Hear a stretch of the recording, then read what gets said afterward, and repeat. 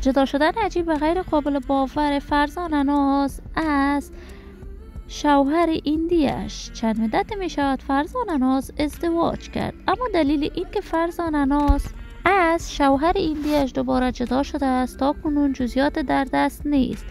ولی فرزانه ناز در کشور دبی توسط چی افراد حمایت می شود و مصروف چی کارباری بوده است و درآمد فرزانه ناز از صفحات مجازی از چه مقدار پول بوده است. من در این ویدیو پیرامون حقایق همین ماجرا خواهم پرداخت، پس در ادامه با کانال دنیای اینفو باشید.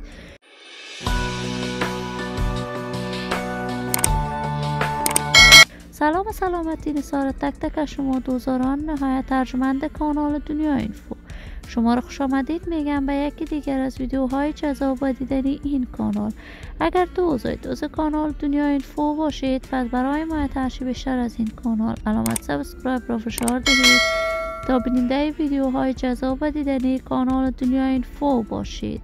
فرزانه ناز هنرمند جوان، چهره شناخته شده، مطرح و محبوب در میان مردم افغانستان، علاقمندان و دوستداران خاص خودش را دارد. فرزانه ناز از سن نوجوانی علاقه فراوانی به هنر سینما داشت، ولی هیچ زمان فرزانه ناز نتوانست در سینما را پیدا کند و با وجود آن که 2 فیلم با سلیم شاهین هنرمند افغان ساخت، اما نتوانست در میان مردم افغانستان شهرت خوب کسب کند و ارائه هنر موسیقی را در پیش گرفت. فرزانه ناز در هنر موسیقی هم خوب درخشید. آهنگ‌های فراوان سرود، آهنگ‌هایش مورد حمایت گسترده افغان‌ها و جامعه هنری افغانستان قرار گرفت.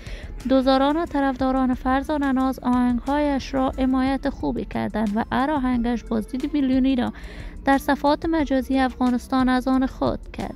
این همه در حالی است که فرزانه ناز هنرمند مشهور در دبی با یک پسر ایندی ازدواج کرد، اما تازه تصاویرش نشر می شود که وی از این پسر دوباره جدا شده است. تا کنون فرزانه ناز درباره این ماجرا ابراز نظر نکرده است، ولی هر انسان خودش می داند و زندگی شخصیش.